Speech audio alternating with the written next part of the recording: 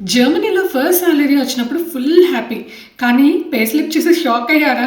Welcome to Germany talks classes. జర్మనీలో టోటల్‌గా 6 talks classes ఉంటాయి. మీరు సింగిలా, మ్యారీడా లేకపోతే డబుల్ జాబ్ చేస్తున్నారా? గవర్నమెంట్‌కి అన్నీ తెలుసు. Tax class 1 single life enjoy చేస్తున్న వాళ్ళకి, అన్‌మ్యారీడ్, డివోర్స్డ్ విడోస్‌కి. సింపుల్‌గా చెప్పాలంటే solo life, solo tax. Tax class 2 single parent super హీరోస్‌కి. గవర్నమెంట్ చెప్తుంది రెస్పెక్ట్ ఫర్ దెమ్, సో కొంచెం ట్యాక్స్ బెనిఫిట్ ఇద్దాం. ట్యాక్స్ క్లాస్ 3 మ్యారీడ్ కపుల్స్లో 1 పర్సన్ కనుక హై ఇన్కమ్ ఎర్న్ చేస్తే హై ఎర్నింగ్ స్పౌస్కి కొంచెం ట్యాక్స్ రిలీఫ్. ఇంట్లో హీరో ఎవరో ఇక్కడే తెలిసిపోద్ది. Tax class 4 husband and wife కనుక సేమ్ సాలరీ ఎర్న్ చేస్తే equal no fight balanced tax. Tax class 5 ఇది ట్యాక్స్ క్లాస్ 3 కాంబినేషన్లో ఉంటుంది. లో ఎర్నింగ్ స్పౌస్ ఎవరైతే ఉంటారో వాళ్ళకైతే ఇది అప్లై అవుతుంది.